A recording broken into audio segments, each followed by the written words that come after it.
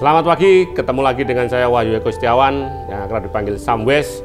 Kali ini kita akan membahas topik yang serem. Jadi kenapa saya katakan serem? Karena judulnya adalah Kutukan Dunia Buku.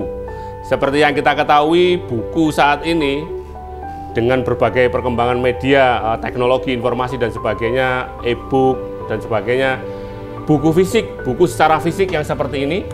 Nah, ini banyak yang meramalkan akan memasuki senjakala atau semakin ditinggalkan. Benarkah demikian? Kali ini kita kedatangan Pak Bambang Awi, seorang pengelola buku, toko buku, punya toko buku NBS, New Bookstore, dan Mas Gideon sebagai Ketua IKAPI. Kita sapa dulu. Selamat pagi Pak Bambang, Mas Gideon. Selamat pagi. Sehat-sehat semuanya ya? Sehat. Pak Bambang, saya mau nanya. Di mana-mana saya baca bahwa toko buku itu semakin redup. Beda dengan waktu saya kuliah tahun 98 sampai 2000 ya, 2005 itu kan toko buku ada di mana-mana. Bahkan persewaan komik itu ada ya, persewaan khusus komik ada, persewaan khusus buku itu ada. Nah, sekarang ini di Malang sendiri toko buku mungkin bisa dihitung dengan jari. Ya kan, salah satunya yang berkembang sekarang NBS. Masa depan toko buku itu bagaimana Pak Bambang kalau menurut Pak Bambang? Iya. Jadi buku ini adalah satu piranti yang menarik untuk dunia pendidikan. Betul. Karena dari zaman ke zaman buku tidak pernah hilang sebetulnya. Oke. Meskipun dengan variannya perkembangan teknologi dan budaya itu tidak menggilas serta-merta semua buku habis. Betul. Di Amerika itu namanya perpustakaan, toko buku itu masih menjadi ajang kunjungan. Sehingga sebetulnya ngomong tentang buku itu ngomong tentang peradaban yang tidak mungkin hilang. Gitu. Ngomong buku adalah ngomong tentang peradaban. Yes. Seperti itu. Jadi kemudian kalau kita lihat hasil dari perkembangan teknologi yang sekarang, memang tidak terpungkiri bahwa maraknya e-book, maraknya online shop dan sebagainya ini sedikit mengguncang dunia bisnis buku fisik. Saya akui itu ada guncangan akibat dari munculnya COVID yang kemarin. Sebetulnya di sana. Jadi COVID kemarin memaksa semua pengguna buku fisik beralih ke buku e-book. Nah, ini kemudian membuat pertahanan toko buku itu menurun.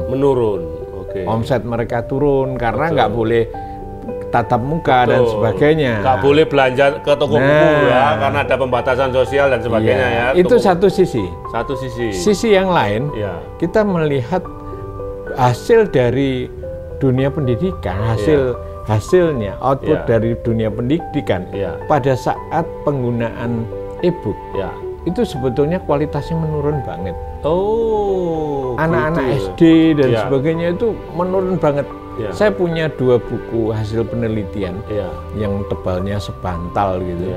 Itu juga isinya menyoroti bahwa ada penurunan kualitas anak didik ketika melakukan dengan kualitas intelektual ya. Hasil dia belajar. Mungkin karena karena pola yang berubah, yang semula anak-anak harus pegang buku, kemudian membaca di sekolah dan sebagainya. Sekarang mereka di rumah sambil tiduran, faktor kedisiplinan hilang. Salah satunya faktor kedisiplinan. Jadi faktor kedisiplinan hilang. Kemudian faktor interaksi psikologis juga nggak ada. Contohnya hubungan antara guru dan murid itu terjauhkan. Terdistorsi lah terdegradasi ya. Sehingga kualitas, namanya kan bukan hanya, ini bukan pembelajaran, tapi pendidikan. Jadi butuh yang lebih besar dari itu. Ini tidak tercapai ketika ini. Bahkan yang saya lihat juga di negara Swiss itu sudah kembali ke buku fisik. Oke. Di Swiss. Swiss itu pendidikannya terbaik sedunia loh ya, nomor 1 kalau tidak salah ya. Dia tidak mengizinkan lagi untuk belajar dari e-book. Oke, pemirsa, jadi sekali lagi informasi ini memang saya pernah baca juga bahwa Swiss, di mana sebuah negara yang dinobatkan pendidikannya nomor 1 di dunia, ternyata memang benar itu kembali semuanya ke buku fisik, tidak lagi buku elektronik. Itu tadi disampaikan oleh Pak Bambang bahwa ada sebuah penelitian yang tebalnya 1 bantal gitu menyatakan bahwa dengan buku elektronik kualitas intelektual peserta didik semakin terdegradasi. Baik, kita sekarang tinjau dari segi penerbit, Mas Gideon ya. Mas Gideon, menurut Mas Gideon masih prospek nggak Mas untuk menerbitkan buku secara fisik ini ke depannya? Ya, dari perspektif saya sebagai penerbit ya Mas ya, penerbit. Itu masih ada pasar. Cuman dengan adanya media elektronik ada shifting sebagian orang ke e-book atau ke e-library, itu memang itu kalau saya dari penerbit itu menambah opportunity saya. Kita senang karena jadi nambah channel baru kan, multi channel kita jadinya ya. Buku fisik kita bisa jual, e-book kita bisa jual. Cuman dari sisi penerbit kita sekarang sudah tidak berani mencetak dalam jumlah skala yang massal, yang besar ya. Tapi buku fisik tetap kita cetak, Pak. Gitu karena apa? Pasar itu sudah terbagi. Jadi dengan sekarang mulai normal lagi ya, ke era normal lagi, kita jadi tahu pasarnya e-book ini yang usianya berapa. Terus yang buku fisik, hard copy, sudah tersegmen sendiri juga. Kemudian buku fisik kenapa kita mau cetak juga? Karena menurut kita itu masih ada ini ya, apa namanya, efek bahwa buku fisik itu collectible. Ya. Kalau kita masuk rumahnya orang, lihat bukunya banyak, Pak. Wah, ini keren, seneng baca. Betul. Padahal saya masuk rumahnya Pak Bambang, itu kan rak-rak bukunya keren. Itu masih ada pride bahwa kita punya buku fisik yang banyak, itu menunjukkan bahwa tingkat intelijensi kita atau daya baca kita itu cukup banyak. Betul, seperti itu. Gitu itu masih ada dari unsur seperti itu. Tapi nggak menutup kemungkinan orang yang punya koleksi banyak di e-booknya mereka itu juga baca gitu. Tapi kan nggak ada unsur pride-nya, itu nggak ada gitu. Kalau e-book kan di HP atau di gadget gitu ya. Ya, itu masih ada unsur seperti itu. Kemudian untuk pasar orang yang seneng traveling, terutama usia 20 sampai 45 tahun ya. Kalau menurut saya itu baca novel, sih seneng novel yang fisik. Novel fisik, betul. Bisa dilipat, bisa ditandai, terus hand carry banget, bisa dibawa kemana-mana. Nah, seperti itu. Betul, nggak perlu colokan listrik habis ya kan. Kapanpun sampai situ ya. Jadi masih ada peluang. Masih ada peluang. Oke. Gitu. Pak Bambang, kembali lagi. Apa kiat toko buku ini untuk biar bisa didatangi gitu Pak? Karena kan seperti yang kita ketahui bahwa untuk mendatangkan massa atau pembeli gitu ya, atau mungkin ada acara-acara atau event-event apa yang toko buku coba kembangkan, atau seperti apa Pak inovasi berjualan buku ini Pak? Ya, saya sebagai pengelola toko buku NBS UMM milik Muhammadiyah ini, Universitas Muhammadiyah Malang ini, saya melihat bahwa cara mengundang pembeli itu yang pertama harus kualitas bukunya. Kualitas buku. Jadi kualitas mutu buku ini penting. Karena buku penting. Orang sekarang dengan teknologinya, mereka itu menjangkau pengetahuan yang berada di sana-sana. Betul. Di luar negeri pun dia bisa baca. Lah kalau itu tidak kita imbangi, mereka akan melihat bukumu ya buku tertinggal kok. Itulah karena itu yang pertama pasti dari kualitas bukunya. Kualitas buku yang dijual ya Pak ya? Ya, sehingga di toko ini, di NBS ini, kualitasnya bisa dilihat. Bagi para penggemar buku silakan dikunjungi untuk dilihat benar-benar gitu. Betul. Apakah yang saya maksudkan ini tercermin di situ? Betul. Yang kedua pasti karena tradisi orang kita itu masih memperhitungkan bahwa buku adalah bukan kebutuhan primer, tapi dia bisa sekunder dan tersier, maka dia butuh dipancing dengan buku murah. Jadi saya di sini menggunakan diskon dan sebagainya, event. Juga untuk menarik isu dunia bukunya, maka saya juga keluar dari toko ini ke pesantren, pondok-pondok pesantren, mengadakan pelatihan penulisan. Betul. Nah, jadi seperti itu yang saya lakukan. Berarti itu membangun ekosistem literasi lah, Pak ya. Betul. Khususnya ya, Pak ya. Iya. Dan hasilnya memang tidak mengecewakan. Jadi kalau sekarang dengan metode pemasaran cara lama mungkin akan berat memang. Betul. Karena itu butuh melayani publik lebih canggih, lebih profesional. Tuntutannya pada manajemen profesionalitas.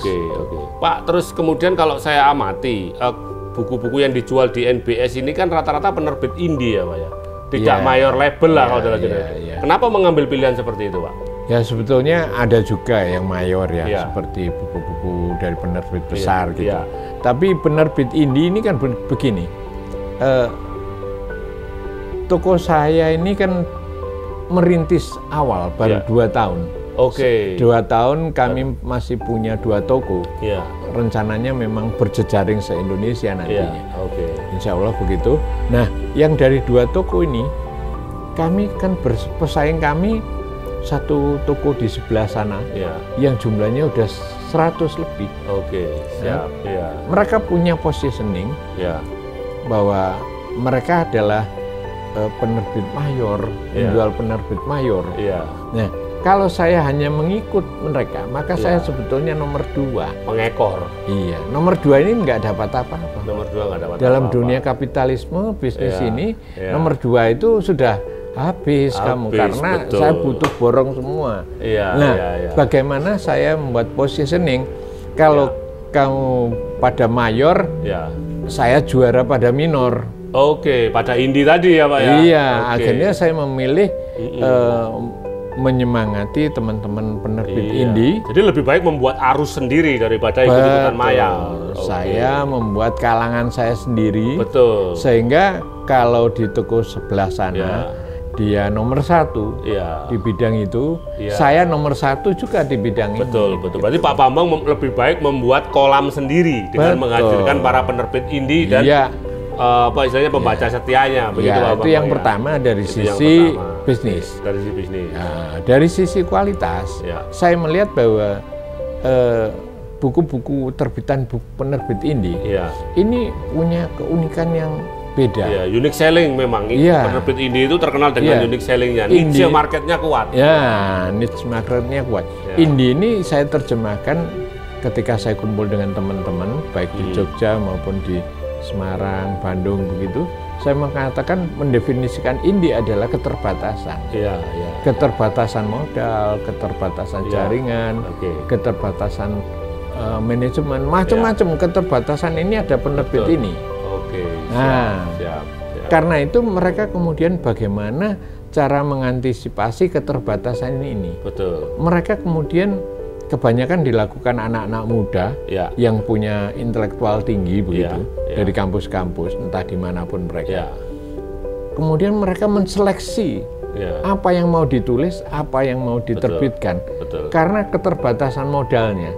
Bahkan yang ada teman yang dari Jogja itu dia ngomong, saya menahan uang kuliah saya terminal dulu 1 semester. Uang ini saya pakai untuk penerbitan. Untuk modal penerbit. Coba dibayangin kalau dia tidak memilih dengan benar, habislah uang. Karena modalnya terbatas, makanya dia harus benar-benar selektif, hati-hati betul. Betul. Nah, dengan cara kehati-hatian itu, dengan cara kejeliannya dia bermain di pasar. Karena mereka produsen sekaligus bisa langsung penulis, bisa langsung supplier. Sekalian mereka jadi satu. Bahkan penerbitan itu mereka hanya pakai laptop 1 cukup sudah selesai. Dikerjakan seorang diri. Nah, yang ini suka-sukanya tiba-tiba melahirkan karya-karya yang aneh, karya-karya yang hebat, yang tidak terpikir. Yang tidak terpikirkan. Iya. Betul, dan betul, terserap betul. dengan sangat bagus. Betul, ya. Sempalannya itu, wah itu jadi memang, dia bikin. Kalau secara kuantitas begitu betul, ya. Betul. Mereka tidak bisa diadu secara itu. Betul. Karena tapi secara kualitas point of view-nya pasti mereka menghadirkan yang baru. Oh ternyata ada ya yang kayak gini gitu ya. Karena kalau nggak baru, kalau nggak bagus, modal dia hilang. Betul, betul. Iya, siap. Sehingga saya berani mengatakan bahwa semua buku indie yang terbit itu kualitasnya tinggi. Betul, betul. Oke. Unik dan kualitasnya tinggi. Oke, siap. Oke, kalau gitu kembali ke Mas Gideon. Mas Gideon, untuk mengembangkan buku-buku indie atau penerbit indie ini atau budaya untuk menerbitkan buku secara indie ini kuat, Mas Gideon sebagai IKAPI ada program apa aja, Mas? Ada rencana apa atau apa gitu? Gini, kalau di IKAPI kan kita memang sedikit berbeda dengan teman-teman penerbit indie ya. Karena yang pertama dari pasar itu beda, pemilihan naskah pun beda. Rata-rata kita di IKAPI itu penerbit yang menerbitkan buku-buku yang teks perguruan tinggi, terutama kita melayani dosen, keperluan dosen yang butuh label anggota IKAPI supaya karyanya itu bisa diakui kumnya. Tapi penerbit indie ini boleh masuk IKAPI atau bagaimana? Atau ada syarat tertentu kalau para penerbit indie ini mau masuk IKAPI, Mas? Ada syarat-syaratnya, cuman nggak susah, cuman ada iuran tahunannya yang harus dibayar untuk menjadi anggota IKAPI tiap tahun sekali annual gitu. Kita tidak menutup kemungkinan siapapun boleh menjadi anggota IKAPI seperti itu gitu. Ya. Jadi boleh ya penerbit ini jadi anggota IKAPI. Saya baru tahu kalau IKAPI itu ternyata memang buku-buku textbook begitu ya. Ya, rata-rata seperti itu, buku sekolah seperti itu. Tapi tetap membuka peluang bagi teman-teman penerbit indie tadi ya. Supaya dapat bolo atau gimana gitu. Ya, bukan dapat bolo atau apa. Sebenarnya IKAPI itu kan satu-satunya organisasi resmi penerbitan yang ada di Indonesia. Kita juga berharap semua penerbit yang ada di Indonesia itu menjadi anggota kita, sehingga kita juga punya bank data ya Mas ya. Jadi tahu yang realnya yang penerbit di Indonesia ini jumlahnya berapa. Kalau saya di Malang jadi bisa terdata. Kalau semua bergabung di IKAPI kan kita mengorganisirnya gampang, bank data kita juga gampang seperti itu. Gitu ya. Boleh. Kita juga malah perlu teman-teman indie untuk gabung dengan kita supaya bisa memberi warna di IKAPI juga bahwa indie itu gimana. Kalau kerjasama dengan IKAPI masuk IKAPI, apa yang bisa kita buat bareng-bareng? Itu lebih keren kalau indie sama IKAPI. Ada rencana itu nggak Pak? Ada rencana untuk mempertemukan nggak antara penerbit di IKAPI dan penerbit indie gitu? Ya. Jadi tadi saya katakan bahwa salah satu marketing saya itu menjemput bola, artinya keluar dari pakem marketing biasa. Kali ini mungkin direncanakan pada bulan-bulan Januari atau Februari begitu. Saya akan mengadakan Munas Indie. Munas Indie, Munas penerbit indie ya Pak? Iya, Munas penerbit indie yang salah satunya menghadirkan IKAPI juga. Tujuannya adalah mengharmoniskan kembali. Menjadi titik temu lah. Iya, Munas ini saya artikan sebagai pertemuan komunikasi nasional. Jadi mereka berkomunikasi di dalam, menyamakan pikiran-pikiran, supaya nantinya dunia literasi kita menjadi kuat. Betul. Karena apapun juga, baik itu yang di IKAPI maupun di luar IKAPI sebenarnya punya visi misi yang sama. Satu, visinya adalah membangun dunia literasi untuk meningkatkan bangsa ini. Yang kedua adalah dalam kaitan dengan itu ada sisi bisnis yang harus sama-sama dilakukan. Jadi sebetulnya tidak beda. Hanya mungkin karena keterbatasan. Saya katakan dari keterbatasan pada teman-teman penerbit indie, sehingga mereka terpaksa harus menahan untuk menjadi anggota IKAPI. Misalnya penerbit indie lucu-lucu Mas. Mereka itu sampai hari ini ketika kami pesan, misalnya saya pesan buku karena NBS ini cukup laris buku-buku mereka, saya butuh 20 gitu. Mereka masih ngomong, sebentar ya Mas, kamu dibayar ya ini? Oh iya, kita transfer. Begitu kita transfer, dia ngomong, sebentar ya, saya cetak dulu. Jadi dia mainnya POD, print on demand. Oh, ya, print on demand. Keterbatasan betul. Jadi kadang-kadang uangnya udah nggak ada. Sebagai pemilik print on demand ya. Jadi kalau ada orang pesan baru dicetakkan gitu ya. Tapi karena itu memang intellectual right-nya pada dia, jadi dia bisa melakukan itu. Orang lain nggak bisa karena memang pada dia kan. Ciptanya dari dia. Iya. Jadi kami sering pesan buku A, B, C, D di Indi. Mereka ngomong, Pak tak kirim seminggu lagi ya. Karena ini tak cetakkan dulu. Padahal kadang-kadang pesennya cuma 15, 20 gitu. Oke. Jadi unik. Mereka ini unik. Zero stock mereka. Iya, zero stock. Mas Gideon, tadi kita sampaikan temanya kan kutukan dunia buku gitu ya. Jadi ini memang bagaimana ya menggambarkannya bahwa kutukan dunia buku itu gimana tuh Mas Gideon? Gini. Kenapa muncul ada kutukan dunia buku? Sebenarnya, terutama di Malang ya, pelaku industri penerbitan toko buku, itu orangnya itu aja Mas. Orangnya itu aja ya? Nah, saya dari toko buku A dulu, terbesar sekarang di Indonesia. Keluar kerja, masuk ke toko buku penerbit B. Penerbit B, dulu kita pernah satu kantor sama Pak Bambang di toko buku di Kota Malang, jaringan ini besar, ikut di situ. Kadang kita ngomong, waduh ini mungkin kita gak bisa kerja lain karena kita kena kutukan dunia buku. Dari buku balik lagi ke buku. Dari buku lagi ke buku.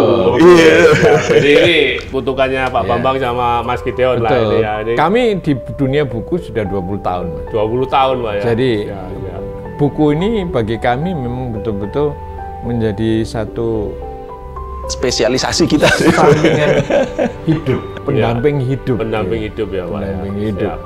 Jadi kami melihat buku aja kami tahu, oh ini buku ini payu, laku atau enggak. Kami itu sampai bisa punya feeling seperti itu. Hanya lihat dari covernya gitu aja, oh ini buku payu gitu. Laku. Oh ini buku bajakan gitu, enggak usah kita pegang. Betul. Kita lihat dari jauh itu buku bajakan gitu, itu kita tahu. Tapi memang benar Pak. Jadi kemarin saya diskusi sama Mas Gideon. Jadi bagaimana kemudian gerakan atau kutukan buku ini, dunia buku ini kita melahirkan kembali ke buku. Kenapa kok kembali ke buku? Biasanya kalau kembali ke buku itu berarti kembali berilmu dan beradab. Betul. Kembali beradab dan berilmu kan gitu Pak ya. Betul. Saya kira kalau sekarang ini kan generasinya generasi gadget ya. Jadi ya itu tadi soal adab dan ilmu itu sering dipertanyakan kan gitu Pak. Tadi ada penelitian juga bahwa ternyata kualitas pendidikan dengan menggunakan gadget tadi ya, e-book dan sebagainya ternyata menurun. Begitu Pak ya. Jadi sepakat ya kembali ke buku, kembali beradab dan berilmu. Begitu Pak ya. Iya. Semoga nanti tahun 2024 kita gerakkan itulah. Amin. Gitu ya. Kembali ke buku, pemirsa sekali lagi kita sepakat akan menggerakkan kembali ke buku, kembali beradab dan berilmu. Begitu sepakat ya Pak G? Sepakat. Oke, Pak Bambang, terima kasih Mas Gede, terima kasih atas waktunya. Para pemirsa, demikian kita bahas tentang kutukan buku, kutukan dunia buku yang akan melahirkan gerakan kembali ke buku, kembali beradab dan berilmu di tahun 2024. Tentunya nanti salah satu acaranya adalah bagaimana mempertemukan teman-teman penerbit Indi dan IKAPI menggerakkan ekosistem literasi di Kota Malang dan bisa menjadi inspirasi seluruh Indonesia. Siap. Terima kasih, jumpa lagi pada episode podcast selanjutnya. Tetap semangat, tetap sehat.